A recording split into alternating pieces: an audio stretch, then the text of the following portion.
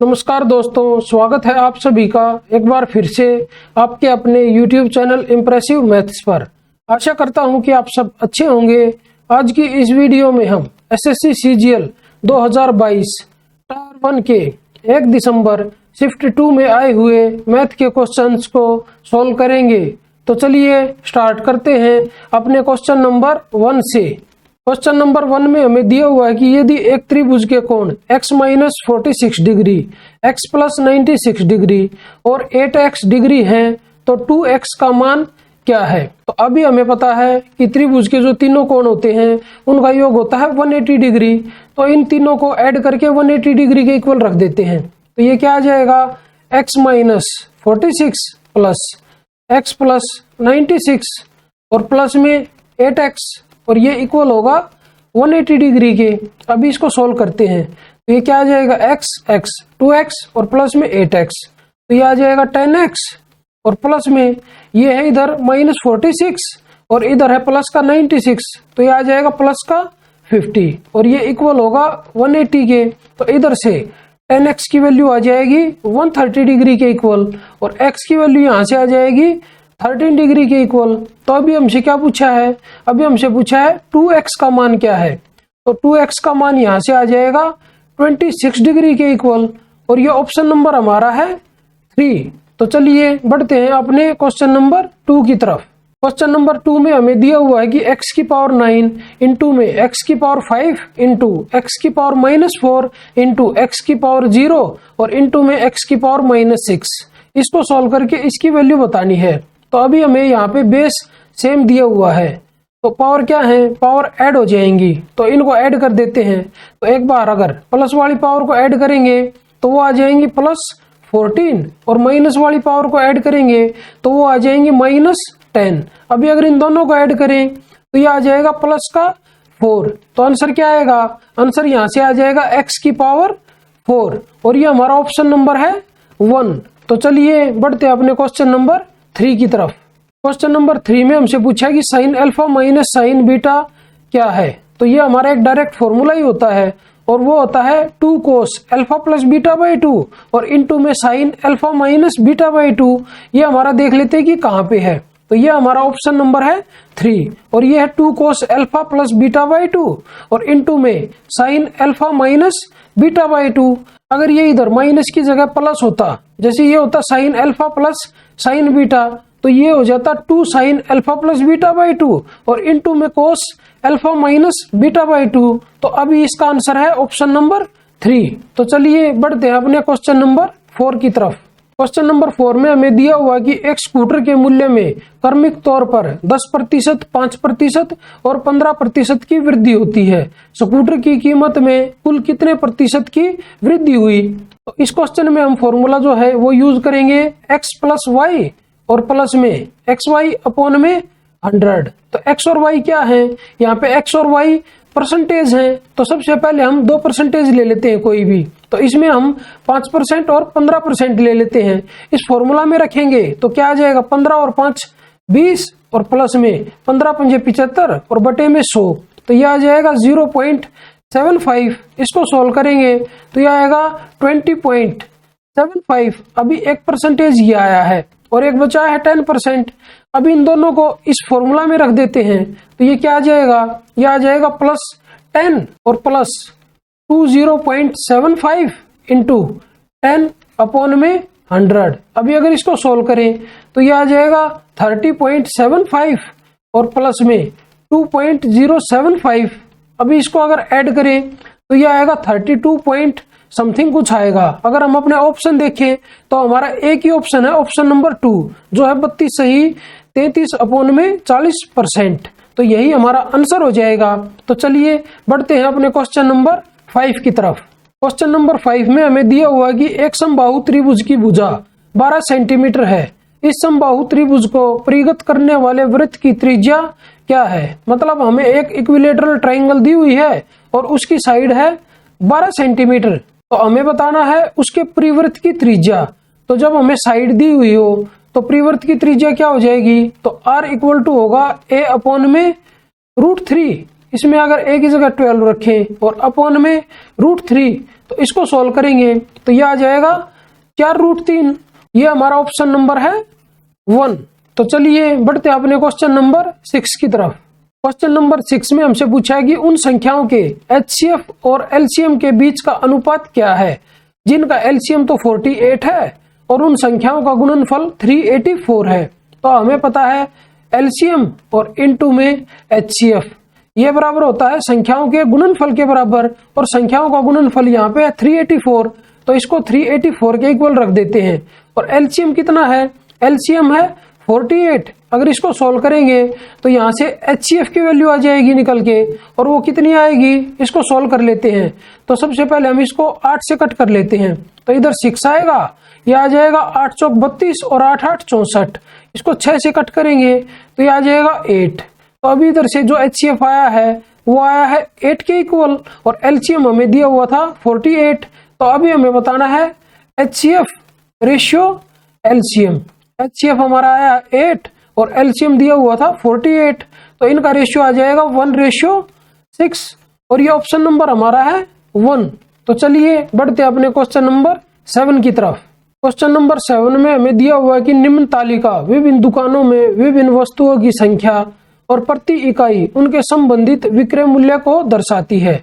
तो क्वेश्चन में हमसे क्या पूछा है, कुल राजस्व का प्रतिशत ज्ञात करें जो दुकान ई से कूलर की बिक्री से आता है, दशमलव के बाद 3 स्थानों तक पूर्णांकित। यह मान ले कि दुकान ई से सभी वस्तुएं बेची जा रही हैं और दी गई सभी दुकानों से केवल 3 वस्तुओं की बिक्री की जा रही है। तो हमें दुकान ई का देखना है, तो ई दुकान यहाँ पे है। तो टोटल नंबर ऑफ आइटम्स कितने हैं, 4000 हैं, और वो है एसी, कूलर और फैन। इनका रेशियो भी हमें दिया हुआ है, वो है 5:1:4। तो यहाँ पे हम लिख लेते हैं एसी, और रेशियो इधर लिख लेते हैं कूलर, और रेशियो ये है फैन। अब ये टोटल नंबर ऑफ आइटम कितने हैं, ये हैं 4000, और इनका जो रेशियो है वो दिया हुआ है 5:1 और रेशियो 4। अभी इनको अगर डिवाइड करें इस रेशियो में तो ये क्या आ जाएगा, ये आ जाएगा 2000, और ये आएगा 400, और ये आ जाएगा 1600। अभी हम इनकी 2 जीरो कट कर देते हैं हर जगह से, क्योंकि हमें परसेंटेज ही बताना है।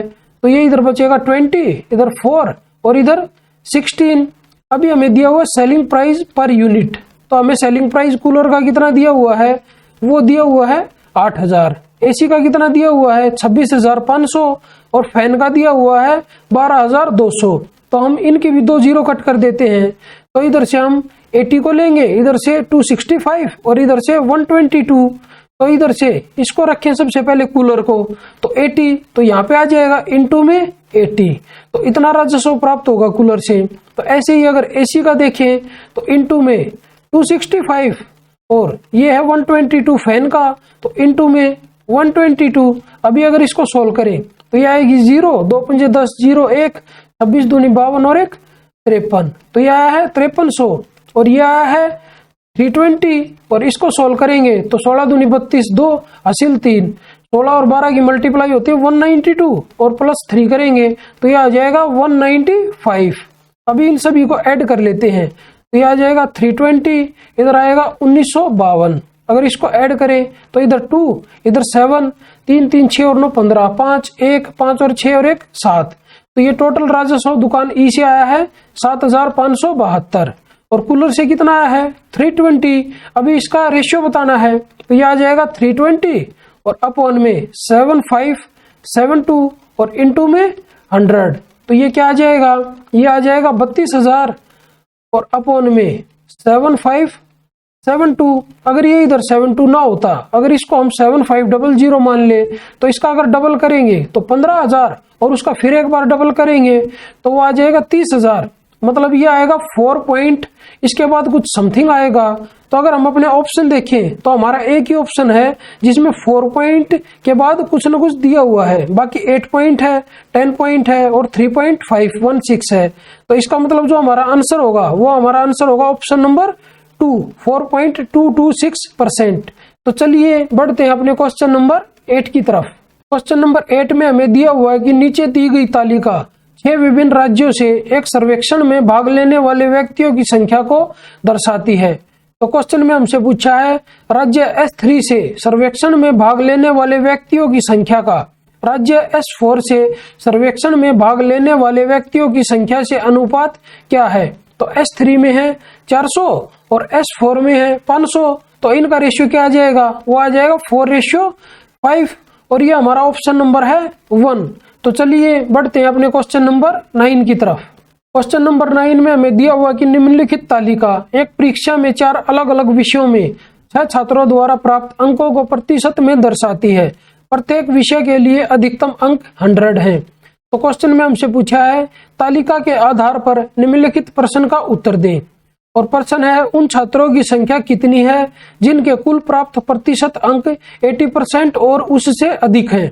तो अगर हम ए के देखें तो यहाँ पे 92, 90, 90 और 80 है, मतलब ये 80% से ऊपर ही होगा। एक तो स्टूडेंट जो है ए है जिसके 80% से ज्यादा अंक हैं। अगर हम स्टूडेंट बी को देखें तो यहाँ पे 90, 80, 85 और 85, तो ये भी आ जाएगा इस लिस्ट में। अगर हम सी को देखें तो 80, 80, इधर 65 है और इधर 70 है, मतलब ये 80% से ज्यादा कभी भी नहीं जाएगा, तो मतलब सी को इस लिस्ट में नहीं लेंगे।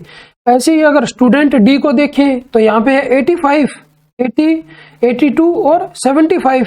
अगर इस 75 वाले को इधर से 5 निकाल के दे दें तो ये भी 80 हो जाएगा, तो सारे के सारे 80 या उससे ज्यादा हो जाएंगे, मतलब ये भी हमारी लिस्ट में आ जाएगा। ये स्टूडेंट डी जो है। ऐसे ही अगर स्टूडेंट ई को देखें तो यहाँ पे है 80, 75, 75 और 85। अगर हम ये 5 निकाल के इसको दे दें तो यहाँ पे 80, यहाँ पे 80 और यहाँ पे 80, लेकिन यहाँ पे बचेगा 75, मतलब ये हमारी लिस्ट में नहीं आएगा। ऐसे ही अगर हम एफ को देखें तो 90, 90, 90 और 85, तो ये लिस्ट में आ जाएगा। तो ऐसे टोटल कितने छात्र होंगे जिनके अंक 80% और उससे अधिक हैं, तो वो है 1, 2, 3 और 4, मतलब ऑप्शन नंबर 1 जो है हमारा राइट आंसर हो जाएगा। तो चलिए बढ़ते हैं अपने क्वेश्चन नंबर 10 की तरफ। क्वेश्चन नंबर 10 में हमें एक ट्रिग्नोमेट्रिक फंक्शन दिया हुआ है, इसको सॉल्व करके हमें इसकी वैल्यू बतानी है। अगर हम इसको देखें तो ये sin 30 है यहाँ पे और यहाँ पे है cos 60, तो इन दोनों की वैल्यू इक्वल होती है, तो ये दोनों आपस में कट हो जाएंगे। ऐसे ही अगर देखें ये है sin 60 और यहाँ पे है cos 30, तो इन दोनों की वैल्यू सेम होती है, तो ये दोनों आपस में कट हो जाएंगे। अभी हमें पता है अगर दो अपोजिट फंक्शन हो और उनके एंगल का जोड़ 90 डिग्री हो तो वो आपस में इक्वल होते हैं। जैसे इधर देखें sin 40 और cos 50, sin और cos अपोजिट फंक्शन है और 40 प्लस 50 इनके एंगल का जोड़ है 90 डिग्री, तो ये दोनों आपस में इक्वल होंगे, तो इससे ये कट हो जाएगा। ऐसे ही sin 50 से cos 40 कट हो जाएगा, तो ये सब आपस में कट हो गए। तो इसका आंसर क्या आया, इसका आंसर आया है 1 और ये ऑप्शन नंबर हमारा है 2। तो चलिए बढ़ते अपने क्वेश्चन नंबर 11 की तरफ। क्वेश्चन नंबर 11 में हमें दिया हुआ है कि ए, बी और सी एक कार्य को अलग अलग क्रमशः 10, 20 और 40 दिन में पूरा कर सकते हैं। तो यहाँ पे हम ए लिखेंगे, बी लिखेंगे और सी लिखेंगे। ए करता है 10 दिन में, बी करता है 20 दिन में और सी करता है 40 दिन में। अभी टोटल वर्क मान लेते हैं हम तीनों का एलसीएम, तो वो आ जाएगा 40। इधर से ए की एफिशिएंसी 4, बी की एफिशिएंसी 2 और सी की एफिशिएंसी 1।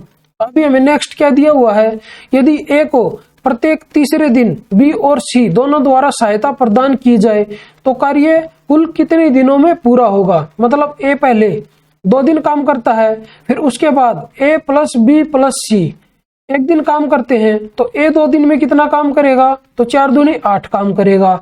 और तीनों मिलके 1 दिन में कितना काम करेंगे, 4, 2, 6 और 1 7 काम करेंगे।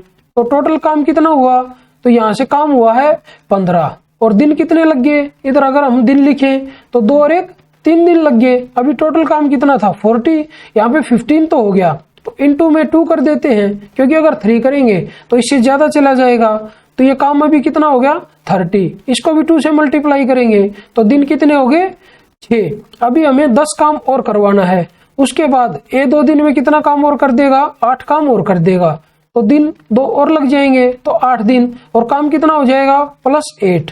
तो अभी काम हो गया टोटल 38, तो 2 काम और बचा हुआ है और उसको a प्लस बी प्लस सी करेंगे तो 2/7 इतने दिन और लगेंगे। और दिन कितने लग गए थे पहले ही 8, तो टोटल दिन हो जाएंगे 8 से ही 2/7, मतलब जो टोटल वर्क है वो 8 से ही 2/7 दिन में पूरा होगा। और ये ऑप्शन नंबर हमारा है 4। तो चलिए बढ़ते अपने क्वेश्चन नंबर 12 की तरफ। क्वेश्चन नंबर 12 में हमें दिया हुआ है कि O इस वृत्त का केंद्र है। तो सबसे पहले हम एक सर्कल ड्रॉ कर लेते हैं जिसका सेंटर है O। बिंदु P से खींची गई स्पर्श रेखा वृत्त को Q पर स्पर्श करती है। तो यहाँ पे एक पॉइंट है P।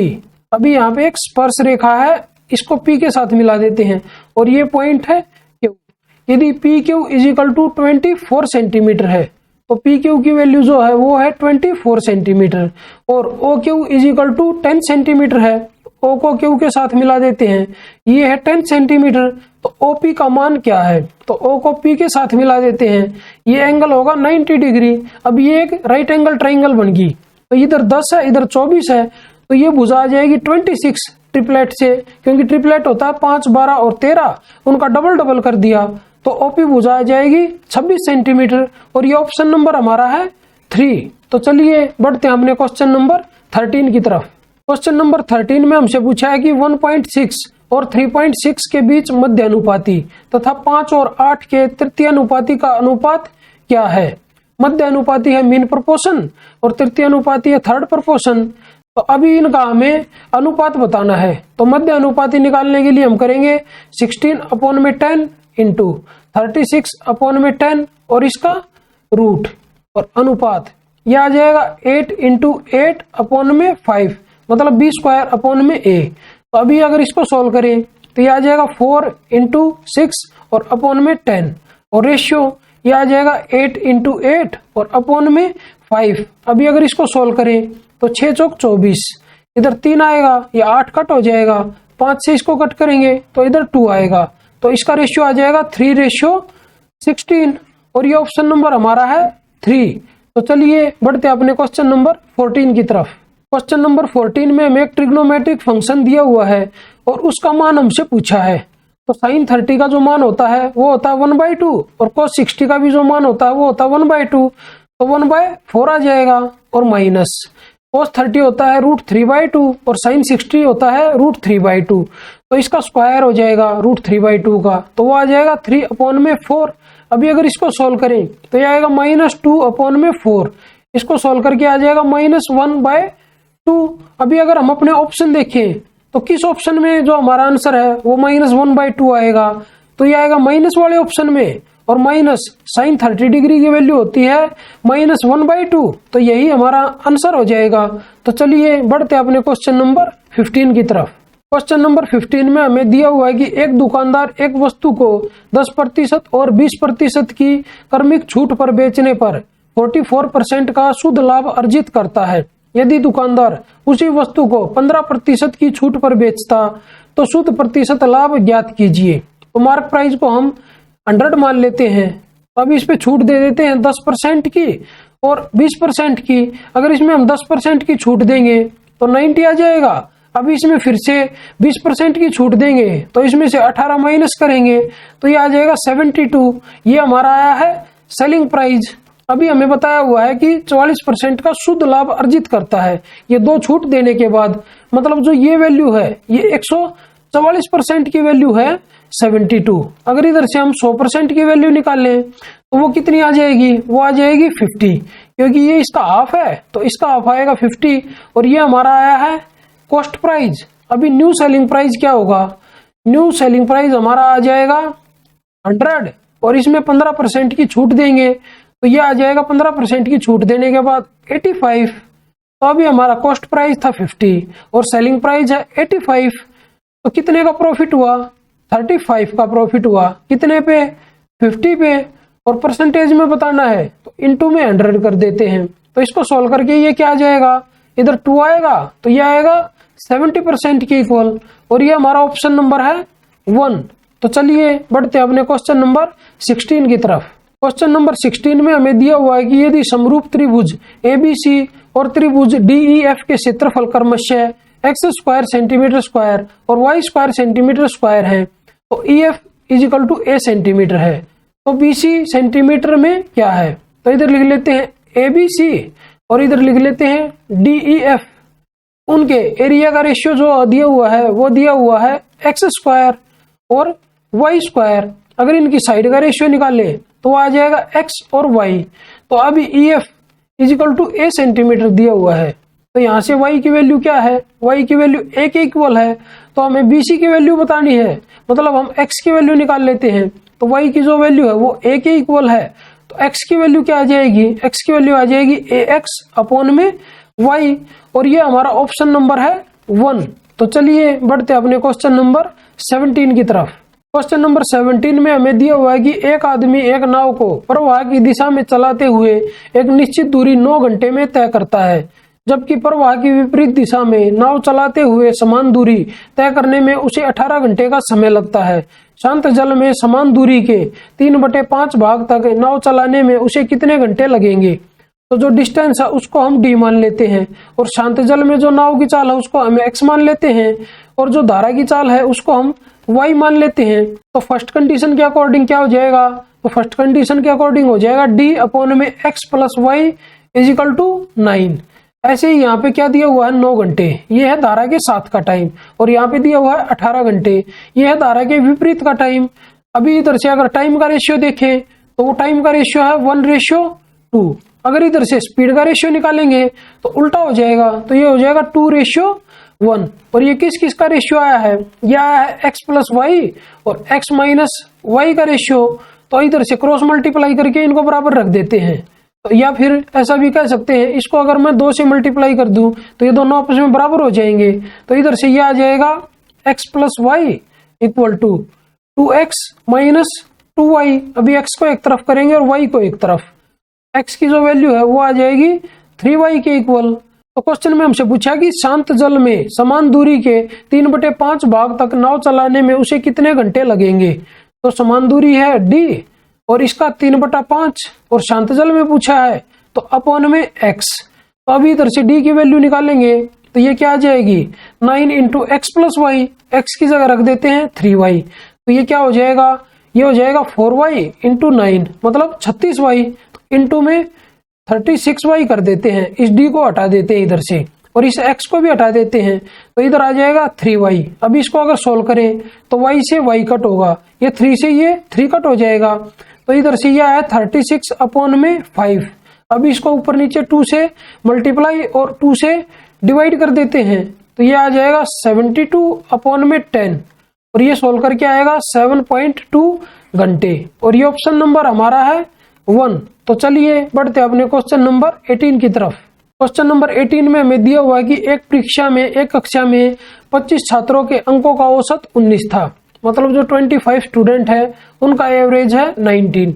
बाद में शिक्षक ने महसूस किया कि 2 छात्रों के अंक 14 और 15 के बजाय गलती से क्रमशः 18 और 19 लिए गए थे। कक्षा का नया वास्तविक औसत अंक ज्ञात कीजिए।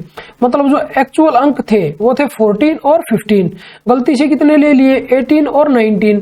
तो कितने कितने ज्यादा ले लिए, तो 14 से 18 लिए तो 4 ज्यादा ले लिए, और यहाँ पे 15 से 19 ले लिए तो यहाँ पे भी 4 ज्यादा ले लिए। तो टोटल कितने ज्यादा लिए, 8 ज्यादा ले लिए। तो ये 8 हमें अभी कम करने हैं। कितने छात्रों में से कम होंगे, 25 में से कम होंगे, तो प्रत्येक के हिस्से में कितने आएंगे, तो इसको 25 से डिवाइड कर देते हैं। तो इसको ऊपर 4 से मल्टीप्लाई कर देते हैं, नीचे भी 4 से मल्टीप्लाई, तो ये आ जाएगा 32 अपॉन में 100, और ये होगा 0.32, मतलब हर एक में से इतना कम होगा। तो पहले एवरेज कितना था 19, इसमें से अगर 0.32 को माइनस करेंगे तो ये आ जाएगा 18.68, मतलब जो नया एवरेज होगा वो होगा 18.68, और ये ऑप्शन नंबर हमारा है 3। तो चलिए बढ़ते अपने क्वेश्चन नंबर 19 की तरफ। क्वेश्चन नंबर 19 में हमें दिया हुआ कि x एक ऋणात्मक संख्या इस प्रकार है कि k plus k minus 1 is equal to -2 है। तो यहाँ पे x की जगह k कर लेना, क्योंकि यहाँ पे हर जगह k दिया हुआ है, x कहीं पे भी नहीं है, मतलब यहाँ पे k ही आएगा। तो k प्लस 1 अपॉन k की वैल्यू -2 के इक्वल। तो ये एक्सप्रेशन जो हमें दिया हुआ है इसकी वैल्यू हमें बतानी है। तो इसको हम अगर लिखे k plus 1 upon k is equal to -2, तो यहाँ से k की जो वैल्यू है देखते ही पता हमें चलेगी -1 होगी। अभी इस वैल्यू को इस इक्वेशन में रख देते हैं, तो -1 का स्क्वायर 1 और -4 आएगा इधर, और -2 और अपॉन में k स्क्वायर, इधर ये +1 हो जाएगा, और -1 और -5। अभी अगर इसको सोल्व करें तो ये इधर से आएगा -5 और अपॉन में ये इससे कट हो जाएगा, तो -5 अपॉन में आएगा। तो इससे ये कट होगा तो 1 बचेगा और ये ऑप्शन नंबर हमारा है 4। तो चलिए बढ़ते अपने क्वेश्चन नंबर 20 की तरफ। क्वेश्चन नंबर 20 में हमसे पूछा कि 8127 को 8 से भाग देने पर शेष फल क्या होगा। 8 से कोई भी संख्या कब भाग होती है, जब उसकी लास्ट की 3 डिजिट 8 से डिवाइड हो जाएंगी, तो वो संख्या 8 से डिवाइड होगी। तो 127 और अपॉन में 8 करें अगर, तो 120 पूरा भाग होता है 8 से, 15 8 120, तो ये 7 बच जाएगा। मतलब यही 7 जो है वो हमारा रिमाइंडर होगा और ये ऑप्शन नंबर हमारा है 2। तो चलिए बढ़ते अपने क्वेश्चन नंबर 21 की तरफ। क्वेश्चन नंबर 21 में हमें दिया हुआ कि 4 सेंटीमीटर त्रिज्या वाले शीशे के एक अर्धगोले को 72 सेंटीमीटर ऊंचाई वाले एक लंबवृत्तीय शंकु में डाला जाता है। शंकु के आधार की त्रिज्या क्या है। तो यहाँ पे हम दोनों के वॉल्यूम को कंपेयर करेंगे।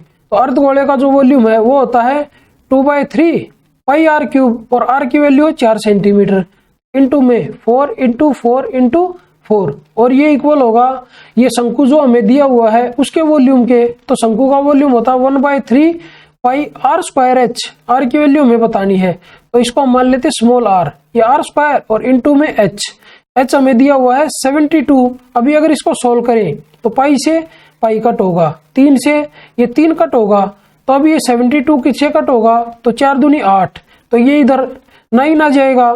तो r² की वैल्यू क्या आ जाएगी, यहाँ से वो आ जाएगी 16 और अपॉन में 9। अभी इसको सोल्व करें तो r की वैल्यू आएगी 4/3। अगर इसको सोल्व करें तो ये आ जाएगा 1.3333, ये बढ़ता जाएगा। तो ये अगर ऑप्शन देखें हम अपना, तो ये ऑप्शन हमारा हो जाएगा ऑप्शन नंबर 1.33 सेंटीमीटर। तो चलिए बढ़ते अपने क्वेश्चन नंबर 22 की तरफ। क्वेश्चन नंबर 22 में हमें दिया हुआ है कि एक व्यक्ति किसी निश्चित राशि को 25% की वार्षिक दर से साधारण ब्याज पर उधार देता है। 6 वर्षों में ब्याज उधार दी गई राशि से 360 रुपए अधिक हो जाता है। उधार दी गई राशि क्या है। उधार दी गई राशि को हम 100 मान लेते हैं। तो 6 साल में कितना ब्याज मिलेगा, तो रेट हमारा है 25%, तो 6 साल में 150 हो जाएगा। तो ये कितना ज्यादा हो गया, इससे 50 ज्यादा हो गया। तो 50 की जो वैल्यू है वो है 360 के इक्वल। तो अभी हमें 100 की वैल्यू बतानी है। 100 की वैल्यू कितनी हो जाएगी, ये इसका डबल है तो इसका भी डबल कर देंगे, तो ये आ जाएगा 720 और ये ऑप्शन नंबर हमारा है 2। तो चलिए बढ़ते हैं अपने क्वेश्चन नंबर 23 की तरफ। क्वेश्चन नंबर 23 में हमें दिया हुआ है कि दिए गए चार्ट का अध्ययन करें और निम्नलिखित प्रश्न का उत्तर दें। प्रश्न में हमसे पूछा है केरल द्वारा स्टील के उत्पादन के अनुरूप केंद्रीय कोण क्या है। तो हमें ये स्टेट दी हुई है 5। तो सबसे पहले हम इन सभी को ऐड करेंगे। केरल कौन सा है, केरल है ये येलो वाला, और ये यहाँ पे कितना है 200। तो 200 को सबसे पहले ऊपर लिखेंगे, तो अपॉन में इन सभी का जोड़, इन सभी को अगर ऐड करें तो ये 20 इसको दे देते हैं तो यहाँ पे भी 200, और ये 40 इसको दे देते हैं तो यहाँ पे भी 200, तो हर जगह 200 हो जाएगा। तो 200 × 5, तो अपॉन में आ जाएगा 1000। और हमें केंद्रीय कोण बताना है। इन सभी का जो जोड़ है एंगल का वो है 360 डिग्री, इंटू में 360 डिग्री कर देते हैं इधर। तो अभी 2 0 से 2 0 कट होंगी, ये 1 0 से ये 1 0 कट होगी, तो ये इधर से आ जाएगा 36 दूनी 72 डिग्री, और ये ऑप्शन नंबर हमारा है 3। तो चलिए बढ़ते हैं अपने क्वेश्चन नंबर 24 की तरफ। क्वेश्चन नंबर 24 में हमें दिया हुआ है कि यदि x + 1/x = 5√2 है तो x की पावर 4 + 1/x की पावर 4 का मान ज्ञात करें। तो यहाँ पे x + 1/x जो दिया हुआ है वो है 5√2। तो हमें पावर 4 तक जाना है, तो एक बार स्क्वायर करेंगे सबसे पहले इसका। तो x² + 1/x² की वैल्यू आ जाएगी, इसका स्क्वायर -2, तो यह आएगा 5 5 25 दूनी 50 और -2, तो यह आ जाएगा 48। अभी इसका फिर एक बार स्क्वायर कर देंगे तो यह आ जाएगा x की पावर 4 और प्लस में 1/x की पावर 4, तो ये होगा 48 का स्क्वायर और -2। 48 का स्क्वायर होता है 2304 और -2, इसको सॉल्व करेंगे तो यह आएगा 2302 और ये ऑप्शन नंबर हमारा है 3। तो चलिए बढ़ते हैं अपने क्वेश्चन नंबर 25 की तरफ। क्वेश्चन नंबर 25 में हमें दिया हुआ है कि एक जोड़ी जूते के क्रय मूल्य और विक्रय मूल्य के बीच का अंतर ₹1200 है। यदि लाभ 15% है तो विक्रय मूल्य क्या है। तो जो हमारा लाभ होता है वो क्रय मूल्य और विक्रय मूल्य के बीच का डिफरेंस ही होता है। तो यहाँ पे वो दिया हुआ है 1200 और यहाँ पे दिया हुआ परसेंटेज में, मतलब जो 15% की वैल्यू है वो 1200 के इक्वल दी हुई है। तो अभी इधर से अगर 1% की वैल्यू निकालें तो वो कितनी आ जाएगी, वो आ जाएगी 80 के इक्वल। तो इधर से अगर 100% की वैल्यू निकालें तो वो हमारी आ जाएगी 8000 रुपये, और यही हमारा क्रय मूल्य होगा, मतलब कॉस्ट प्राइस। तो विक्रय मूल्य क्या हो जाएगा, इसमें 1200 रुपये ऐड कर देंगे क्योंकि ये हमारा प्रॉफिट है। तो सेलिंग प्राइस क्या आ जाएगा, इधर से सेलिंग प्राइस आ जाएगा 9200 रुपये, और वही हमें बताना था। और ये ऑप्शन नंबर हमारा है 2। तो चलिए आज की इस वीडियो को यहीं पे समाप्त करते हैं और जल्दी ही मिलते हैं एक नई वीडियो में एक नए पेपर के साथ। तब तक के लिए बाय बाय, टेक केयर। अगर आप लोगों को ये वीडियो पसंद आई हो तो इस वीडियो को लाइक कीजिए, अपने दोस्तों के साथ शेयर कीजिए, और अगर आप मेरे चैनल पर नए हैं मेरे चैनल को सब्सक्राइब जरूर कीजिए। और अगर आप लोगों को इस क्वेश्चन पेपर की पीडीएफ बाइलिंगुअल में चाहिए तो मेरे टेलीग्राम चैनल इंप्रेसिव मैथ्स को ज्वाइन करना ना भूलें। धन्यवाद।